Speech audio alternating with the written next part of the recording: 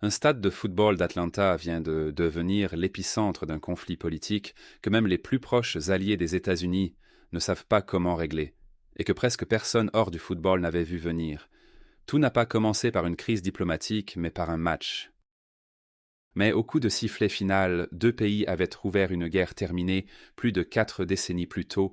Un nouveau gouvernement britannique observait nerveusement depuis Downing Street, et la Maison-Blanche elle-même avait été entraînée dans l'affaire. Voici comment un drap, de la peinture et quelques secondes de célébration ont provoqué le plus gros casse-tête politique du football moderne, et pourquoi aujourd'hui personne, ni la FIFA, ni Londres, ni Buenos Aires, ne sait comment elle finira. Revenons au point de départ. Le mercredi 15 juillet 2026, le Mercedes-Benz Stadium d'Atlanta accueillait l'une des demi-finales de Coupe du Monde les plus tendues de ces dernières années. Argentine contre Angleterre, avec près de 70 000 supporters et des millions d'autres devant leur écran à Buenos Aires, Londres, Madrid et ailleurs. L'Américain Ismail Elfat arbitrait, avec Corey Parker à la touche. L'Argentine arrivait invaincue après la phase de groupe, après avoir remonté 2 buts face à l'Égypte, puis éliminé la Suisse en prolongation. Les champions en titre de Lionel Scaloni, emmenés par Lionel Messi, étaient statistiquement la meilleure équipe encore en lice. L'Angleterre portait le poids d'un pays toujours en quête de son premier titre mondial depuis 1966, avec Harry Kane et Jude Bellingham à la tête d'une génération persuadée que son heure était venue. Pendant longtemps, l'Angleterre a semblé supérieure. À la 55e minute, Anthony Gordon a repris un centre de Morgan Rogers pour donner l'avantage aux Three Lions, silenciant des milliers de supporters argentins venus à Atlanta. L'Argentine a réagi. À la 74e minute, Alexis McAllister s'est élevé au-dessus de la défense anglaise et a envoyé une tête sur le poteau avant que Jordan Pickford ne repousse presque miraculeusement une nouvelle tentative. L'Angleterre paraissait partie pour tenir. Puis, à la 85e minute, Enzo Fernandez, un nom bientôt central dans toute la suite, a récupéré le ballon à l'extérieur de la surface et déclenché une frappe sur laquelle Pickford ne pouvait rien. L'égalisation a fait exploser le stade. Au bout du temps additionnel, Messi a encore trouvé un éclair de génie, glissant une passe pour Lautaro Martinez, qui a marqué de la tête le but de la victoire. L'Argentine a renversé le match 2-1 et décroché sa place en finale. Personne dans le football n'était préparé à la suite. Alors que les joueurs argentins célébraient sur la pelouse, une grande banderole blanche est apparue, déployée par les joueurs. On pouvait y lire en espagnol « Las Malvinas son Argentinas », autrement dit « Les Malouines sont argentines ». Les caméras l'ont filmé sous tous les angles. Giovanni Lo Celso a été l'un des premiers à aider à l'ouvrir. Lisandro Martinez, de Manchester United, en tenait une extrémité. Christian Romero, de Tottenham, l'affichait avec ses coéquipiers. Nicolas Otamendi apparaissant à proximité et Enzo Fernandez, de Chelsea, rejoignant lui aussi le groupe. Selon des informations ultérieures, la banderole était presque dérisoirement rudimentaire. Un petit groupe de supporters l'aurait faite avec un simple drap et de la peinture pour moins de $10, avant de l'introduire dans le stade sans autorisation, puis de la faire parvenir aux joueurs. Un membre de la délégation argentine l'a finalement récupérée sur la pelouse. Pour comprendre pourquoi 4 mots aussi simples ont déclenché un tel chaos, il faut remonter 44 ans en arrière, en 1982, lorsque l'Argentine et le Royaume-Uni se sont affrontés dans une guerre brève mais brutale pour les îles Falkland, un territoire britannique d'outre-mer dans l'Atlantique Sud que l'Argentine appelle les Malouines et continue de revendiquer. En quelques semaines, le conflit a coûté la vie à 649 militaires argentins et 255 militaires britanniques. Le Royaume-Uni administre les îles depuis 1833 et, lors d'un référendum organisé en 2013, les quelques 3000 habitants ont voté massivement pour rester britanniques. L'Argentine n'a jamais considéré ce résultat comme définitif et le conflit de souveraineté couve depuis des décennies, avec des tensions périodiques. Le football l'avait déjà été. En 2014, la fédération argentine avait été sanctionnée pour une banderole presque identique montrée avant un match amical contre la Slovénie. Au Royaume-Uni, la réaction a été immédiate et furieuse. Le ministre des Entreprises, Peter Kyle, a publiquement qualifié la banderole de violation flagrante des propres règles de la FIFA interdisant les manifestations politiques, et le gouvernement britannique a officiellement demandé une enquête. Un porte-parole du gouvernement, au nom du Premier ministre d'alors, Keir Starmer, a été très direct devant les journalistes. La Coupe du Monde n'appartient peut-être pas au Royaume-Uni, mais les îles Falkland, elles, lui appartiennent bel et bien, et l'autodétermination relève des insulaires eux-mêmes, pas d'une fédération. Le commentateur conservateur Niall Gardiner, qui dirige le Margaret Thatcher Centre for Freedom et a conseillé le gouvernement Thatcher, est allé plus loin quelques heures après le coup de sifflet final. Il a écrit que tout joueur argentin de Premier League ayant participé à cette provocation anti-britannique devait voir son visa de travail au Royaume-Uni annulé immédiatement avec tolérance zéro. Les grands médias britanniques ont repris ces propos aussitôt, tandis que les réseaux sociaux argentins s'embrasaient, supporters, responsables politiques et anciens joueurs choisissant chacun leur camp. Mais un détail a échappé à une grande partie de l'indignation. Neil Gardiner ne travaille pas pour le gouvernement britannique. Il n'a aucun pouvoir exécutif. Seul le Home Office peut révoquer un visa britannique, et le droit de l'immigration ne fonctionne pas comme le suggèrent les réseaux. Ozma Shabashir, spécialiste de l'immigration et cofondatrice du cabinet Santuro Global, a expliqué qu'une telle révocation est généralement réservée aux menaces réelles pour la sécurité nationale, aux crimes graves, à l'extrémisme ou à l'incitation à la violence, pas à une banderole sur un conflit territorial, aussi provocante soit-elle aux yeux d'un camp. Autrement dit, la voix la plus bruyante n'avait pas le pouvoir qu'elle semblait revendiquer. Pourtant, la pression a continué de monter, car en politique moderne, la perception peut aller presque aussi vite que le droit. Puis un nouvel événement a rendu toute l'affaire encore plus étrange. Alors que la banderole dominait toujours les gros titres, le gouvernement britannique était lui-même en plein bouleversement. Keir Starmer, l'homme dont le porte-parole avait condamné la célébration argentine, avait annoncé sa démission de son poste de Premier ministre le 22 juin, quelques semaines avant le match d'Atlanta, après des mois de pression au sein du Parti travailliste. Andy Burnham, ancien maire du Grand Manchester, a été confirmé comme successeur et est devenu le 7e Premier ministre britannique en une décennie. Il a succédé à Starmer lors d'une cérémonie avec le roi Charles, 3e le 20 juillet, 5 jours après que la banderole sur les Malouines eut déclenché la polémique. Le gouvernement censé examiner des mesures contre les joueurs argentins était donc en pleine transition, avec un nouveau Premier ministre trouvant déjà ce casse-tête diplomatique sur son bureau, hérité plutôt que créé. Ce détail, presque absent de la couverture sportive, comptait pourtant pour mesurer le sérieux d'une éventuelle menace de représailles à ce moment-là. De l'autre côté de l'Atlantique, la réponse était tout autre. Andrew Giuliani, directeur exécutif du groupe de travail de la Maison-Blanche consacré à la Coupe du Monde sous l'administration Trump, a défendu publiquement les joueurs argentins. Il a invoqué le premier amendement et affirmé que l'équipe avait le droit d'exprimer ses opinions sur le sol américain.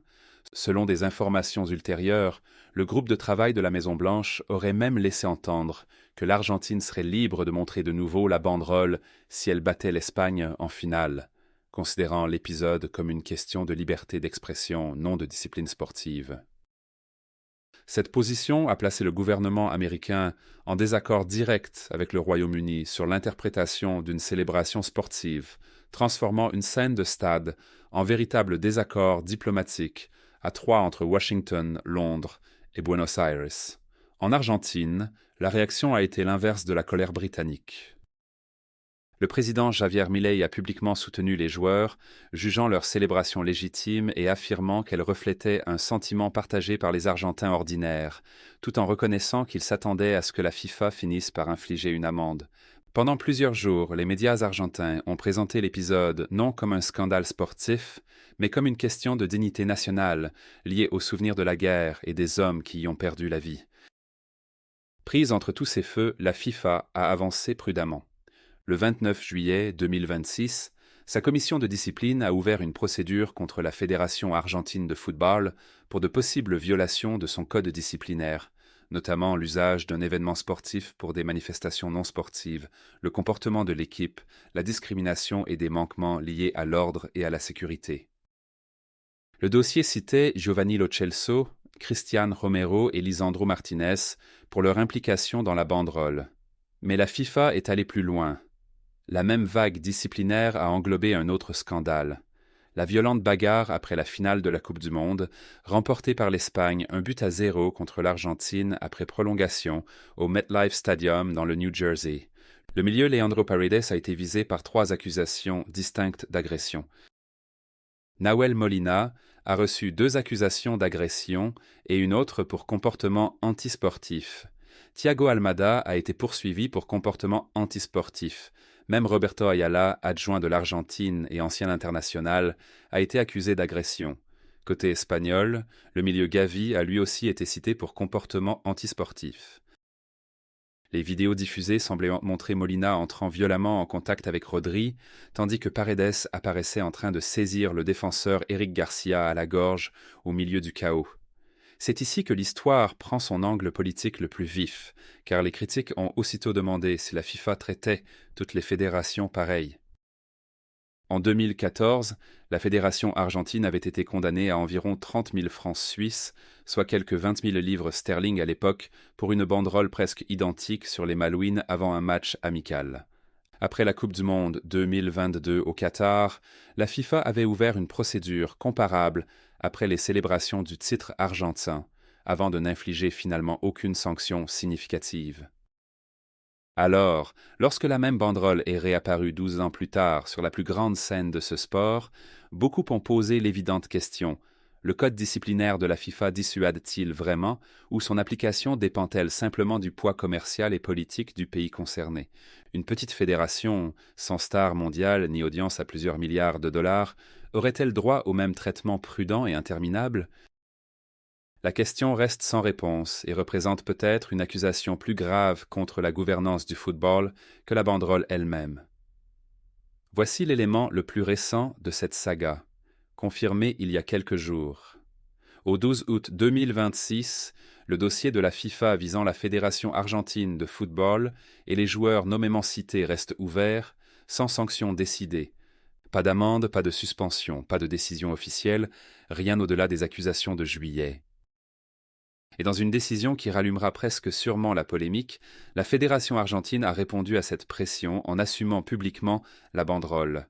Le 5 août, le comité exécutif de la Fédération argentine de football a approuvé à l'unanimité une tradition permanente, faisant du 15 juillet, la journée des équipes nationales, un hommage annuel à cette victoire renversante contre l'Angleterre à Atlanta, le même match après lequel la banderole sur les Malouines est apparue. Selon la fédération, la date célèbre ce qu'elle appelle la grande et historique victoire, obtenue par l'équipe de Lionel Scaloni, et elle s'étend désormais à toutes les sélections qui s'entraînent au complexe sportif Lionel Messi du pays, équipe masculine senior, jeune, féminine, beach soccer et futsal. La fédération a également confirmé que la banderole originale, fabriquée avec un drap pour moins de 10 $, serait finalement remise à des anciens combattants de la guerre des Malouines, transformant une célébration spontanée en quasi-symbole national durable. Mesurez ce que signifie réellement ce calendrier. Alors que la commission de discipline de la FIFA décide toujours, en silence, si l'Argentine a enfreint les règles, sa propre fédération vient de transformer le moment contesté en commémoration annuelle officielle de son calendrier sportif, comme si elle mettait la FIFA au défi de sanctionner une célébration désormais inscrite dans l'histoire footballistique du pays. Difficile d'imaginer signal plus clair, l'Argentine n'a aucune intention de s'excuser, quelle que soit l'amende qui finira par tomber. Que deviennent alors les stars de Premier League prises au milieu de cette affaire, des joueurs comme Lisandro Martinez à Manchester United, Enzo Fernandez à Chelsea et Cristian Romero à Tottenham? La menace de révocation des visas, qui dominait les gros titres en juillet, a toujours reposé sur une base juridique fragile car, comme l'ont souligné des spécialistes de l'immigration, une banderole politique ne suffit presque certainement pas, à elle seule, à atteindre le seuil utilisé par le Home Office pour retirer à quelqu'un son statut. Mais il existe un second risque, plus discret et beaucoup moins commenté, qui pourrait compter davantage à long terme. Les clubs de Premier League parrainent généralement les visas de travail de leurs joueurs étrangers, ce qui signifie que le statut migratoire d'un joueur est directement lié à son contrat de travail et non à une décision gouvernementale prise isolément.